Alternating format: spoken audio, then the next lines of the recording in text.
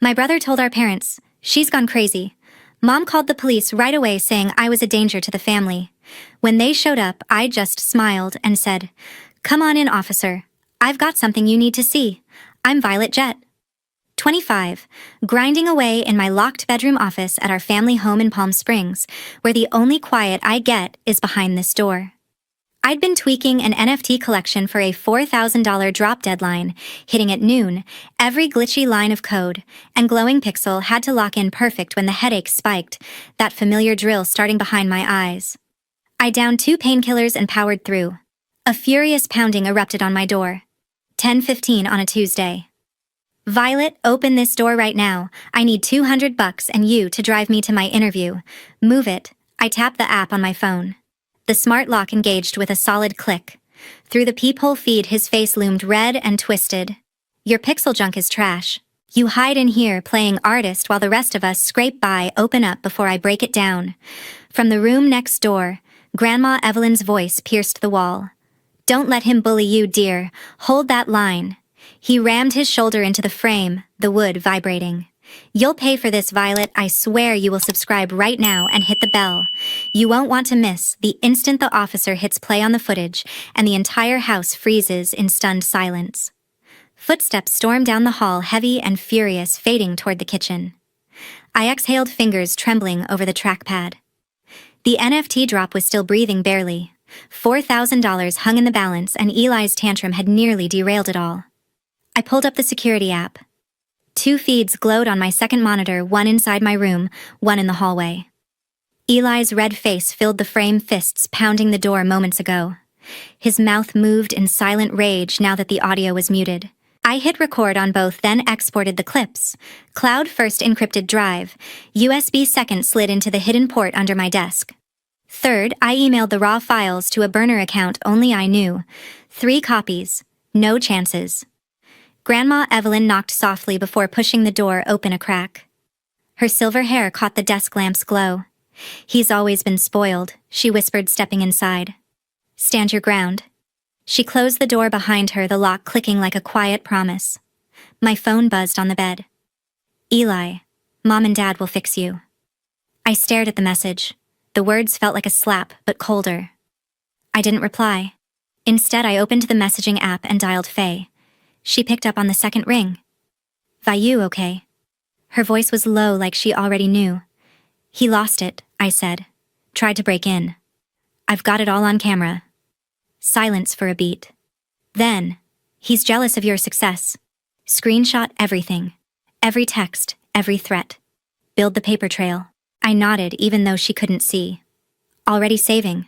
Another buzz. "Eli again. Wait till they see how you treat family." I screenshot both messages, time-stamped and crystal clear. The hallway feed showed him now pacing outside Mom and Dad's room, phone glued to his ear. His lips moved fast. I zoomed in but couldn't read them. Didn't need to. The performance was already in motion. Faye's voice cut through. "Forward me those? Now." I did. Attachments sent. "Good," she said. "If he escalates, we counter hard. Defamation's a lawsuit waiting to happen." I leaned back, the chair creaking under me. The NFT minting window blinked. 3 hours, 47 minutes left. My headache pulsed behind my eyes, but the adrenaline kept it at bay. Grandma Evelyn sat on the edge of my bed watching the screens. "Your father used to pull the same stunts when he was Eli's age," she murmured. "Thought tears and noise could bend the world.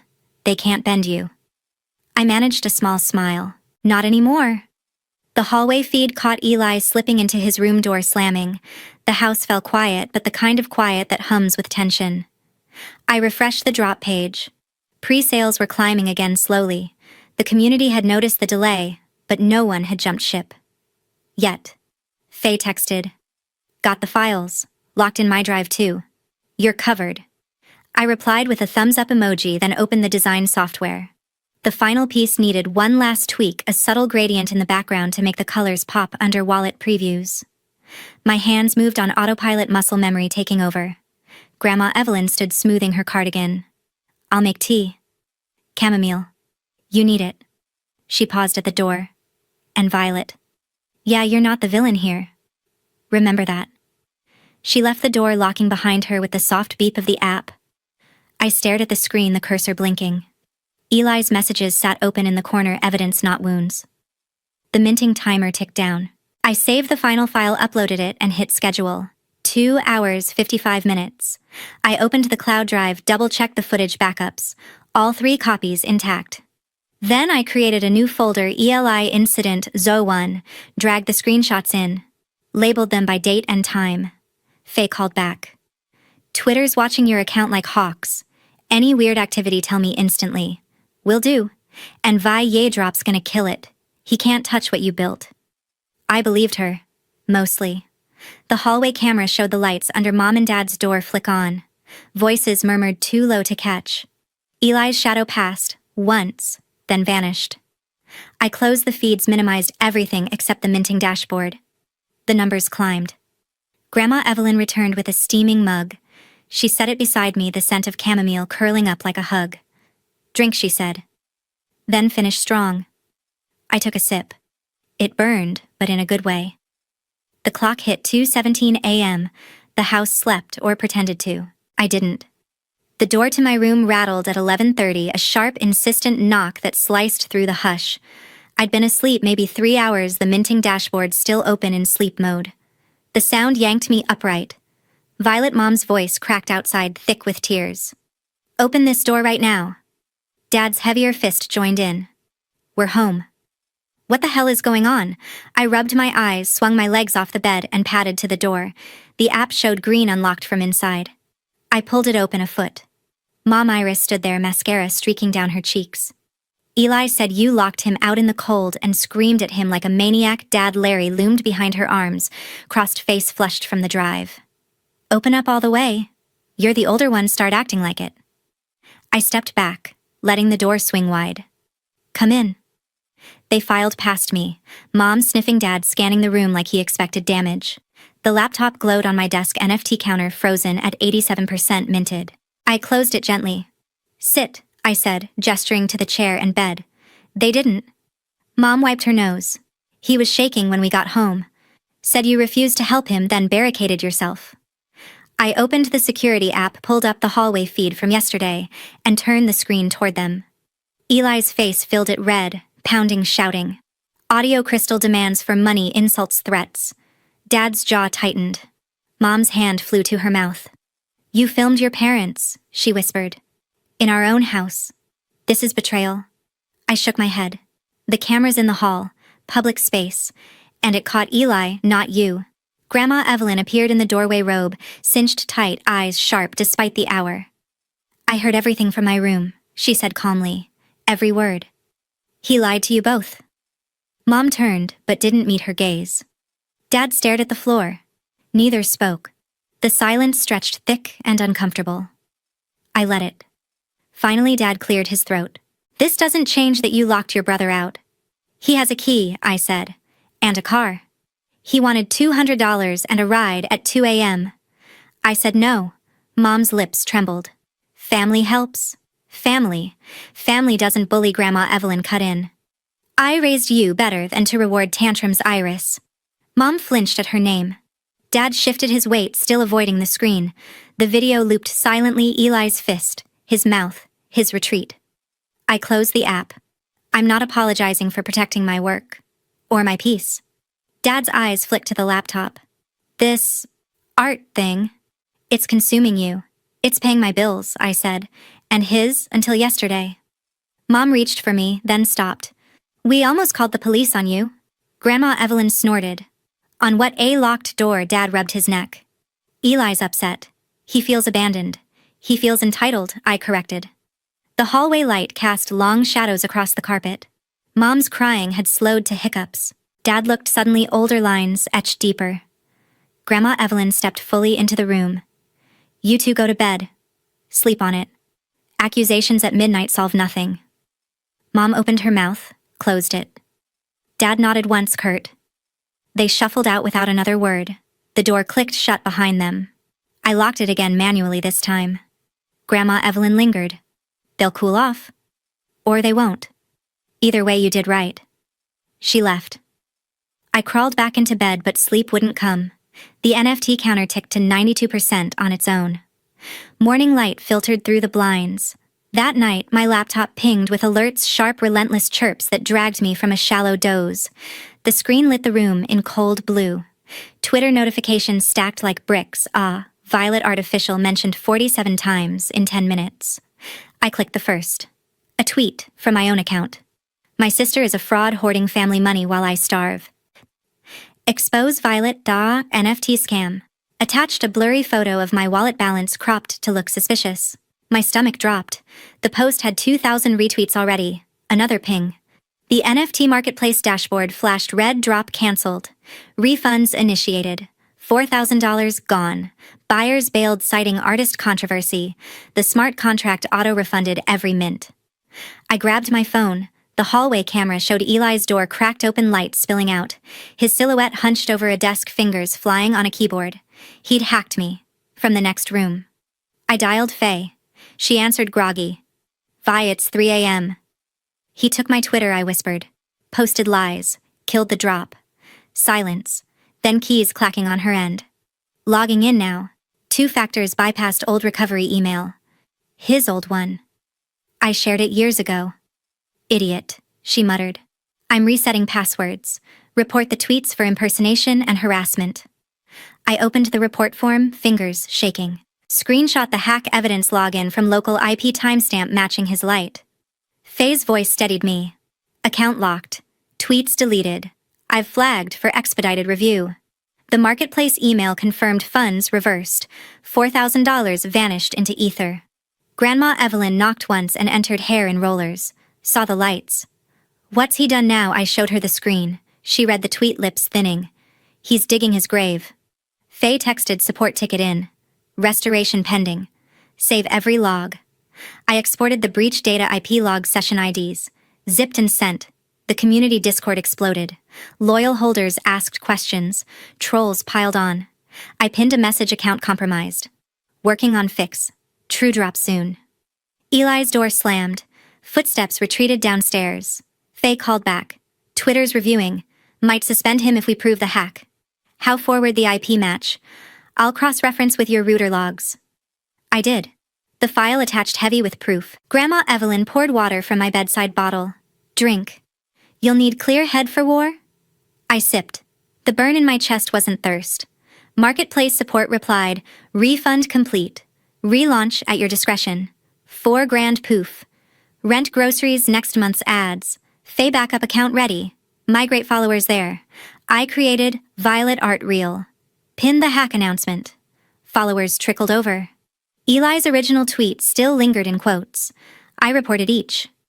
Grandma Evelyn sat on the bed's edge. He thinks internet's a toy. It bites back. Faye's final text report filed as cybercrime. Cops might knock. I stared at the ceiling. The drop page mocked me. 0 sales. Router logs confirmed login at 2:47 a.m. from 192.168.1.105 Eli's laptop. I saved everything to a new encrypted folder, Hack01. Community manager DM'd, we believe you. Holding spots for relaunch. Small mercy. Grandma Evelyn stood. Sleep if you can. Tomorrow we rebuild. She left. I closed the laptop, but the pings echoed in my skull. A firm knock echoed through the house at 9:15, 3 measured raps that cut the morning quiet. Mom's voice floated up the stairs. Police Violet, come down. I saved the relaunch files, closed the laptop, and descended. Officer Harris stood in the foyer, badge glinting under the chandelier, notebook in hand. Tall, mid-40s, calm eyes. Wellness check, he said, tipping his hat slightly. Your parents say you're unstable. Possible self-harm or a threat to others. Dad hovered behind him, arms folded. Mom wrung her hands. I smiled, small and steady. Officer, please come to my room. I have something to show you. He nodded, following me upstairs. Mom and Dad trailed like shadows. I led him through the door, gestured to the desk chair. He sat. I opened the security app, first hallway feed timestamped. Eli's rage fists words. Then room feed me locked in working. Next, the encrypted folder. Twitter hack logs. IP match deleted tweets. Screenshots of the fraud post. Marketplace refund confirmation. Officer Harris scrolled, expression unchanging. This is thorough. Eli's door creaked open down the hall. Barefoot, hair tousled, he shuffled out in boxers and a wrinkled tee. What's going on? The officer looked up. Sir, step back. Eli ignored him, peering in. She called the cops on me. Officer Harris stood. False report to authorities. Cyber harassment via account compromise. Evidence here points to you. He tapped the screen. Leave her alone. No contact, no posts, no proximity. Eli's face twisted. She owes me. That money was for family. Officer Harris's voice hardened. Out of this room now, or I cuff you for the report alone. Eli froze. Mom gasped. Dad finally spoke. Son, go back inside. Eli shot me a venomous glare, then retreated. Door slammed. The officer turned to my parents. Ma'am, sir, this call was unnecessary. Your daughter's stable, productive, and documented everything. Recommend family counseling, not law enforcement. Mom's eyes welled. Dad nodded stiffly. Officer Harris faced me. File a formal report downtown if you want charges. Harassment, computer fraud. I'll endorse it. I will, I said. Thank you. He handed me his card. Any escalation, call direct. Footsteps receded. Front door shut. Mom lingered in the hallway. You thought wrong. I cut in, closing my door. Lock clicked. Grandma Evelyn appeared from her room sipping coffee. Told you evidence speaks louder than tears. I exhaled long and shaky. The officer's words replayed, leave her alone. Downstairs, muffled voices, Mom crying, Dad pacing. Eli's music blared through the wall, then cut off abruptly. I reopened the laptop. Marketplace support had approved relaunch. Slot booked for next week. Faye texted, heard sirens. You okay? Better than okay? I replied. Cops saw everything. Warned him off. Hell yes. Sue for damages, too. I screenshot the officer's card added to the folder. The house settled into uneasy quiet. No more knocks. 2 days later, a certified letter sat on the kitchen table, envelope thick and official. I'd mailed it yesterday, cease and desist from my lawyer, plus demand for $4,000 old loans. Eli never repaid, plus drop damages. Return receipt requested. Mom picked it up first, eyes widening at the law firm stamp. Dad peered over her shoulder. They exchanged glances, then called Eli down. He thundered downstairs, snatched the letter, and tore it open. His face drained as he read. You're suing me, not yet, I said from the doorway. This is formal notice. Pay or face court. Dad crumpled his coffee mug grip. We're done funding your chaos, Eli. No more allowance, no car insurance, no roof if you pull this again. Mom nodded, voice trembling but firm. Out in 30 days. Find a job, a place. We're cutting you off. Eli's mouth opened, closed. You can't. We can, Dad said. And we are. Grandma Evelyn entered, leaning on her cane. He needed this wake-up call. Eli stormed back upstairs. Boxes thumped overhead all afternoon. My phone rang that evening, Eli. I let it voicemail. He left 3, first angry, then pleading, finally sobbing. Sis, I'm sorry, I messed up. Don't do this. I blocked the number. Faye texted, letter served, signed for. Parents enforced eviction. Legend. Collect that 4K. The lawyer emailed, if no payment in 14 days, file small claims. I forwarded to the evidence folder. Mom knocked later, hesitant. We saw the loans. Years of them. We enabled him. Dad added gruffly, 30 days starts today. Eli's friends arrived next morning, hauling his gaming setup into a pickup. He avoided my eyes. Grandma Evelyn watched from the porch. Consequences taste bitter, but they teach. By day 10, his room emptied. Posters down, closet bare. He tried Mom's phone, blocked. Dad's blocked. A final text from a new number, I hate you. Blocked. The house breathed easier. No slams, no demands. Lawyer update, no response. Proceeding to filing. I transferred the claim docs, $4,000 plus filing fees. Mom baked apology cookies, left them outside my door. I ate one. Dad fixed the hallway camera without asking, tighter screws. Eli crashed with a buddy job, hunting sign said. Grandma Evelyn raised her tea in toast. Boundaries enforced. Peace restored. The 30 days ticked down. 6 months later, I packed the last box, taped it shut, and surveyed the empty room. The relaunch drop had exploded, $20,000 in primary sales alone, royalties still trickling. I signed the condo lease downtown, 1-bedroom, floor-to-ceiling windows, no shared walls. Movers hauled the final load. Grandma Evelyn handed me a thermos of coffee for the road. Proud of you, kid. I hugged her tight. Couldn't have held the line without you. The new place smelled of fresh paint and possibility. I set up the desk facing the city skyline, minted the next collection in peace. No interruptions, no guilt trips. Faye helped unpack. 20 grand. You're a brand now. Feels surreal. I admitted, hanging the first framed NFT on the wall. Word filtered back about Eli valet at a mid-tier hotel, red vest and all parking luxury cars for tips. He shared a cramped apartment with 2 coworkers, microwave dinners and shift work. One afternoon, mail forwarded from the old address included a handwritten envelope. Mom and Dad's script. I opened it on the balcony. We were wrong. We see it now. Please come home for dinner, we miss you. I read it twice, then tore it into confetti, let the wind scatter the pieces over the railing. Phones blocked, addresses changed permanent. Grandma Evelyn visited weekly, bringing homemade pie. They ask about you, she said once. Let them, I replied. Actions have echoes. The community grew. Collaborations, interviews, a verified checkmark. Revenue hit 6 figures. Eli's socials showed forced smiles in uniform, no more gaming setups. I donated the old security system to a women's shelter. Living together doesn't mean living for them. Boundaries start at home.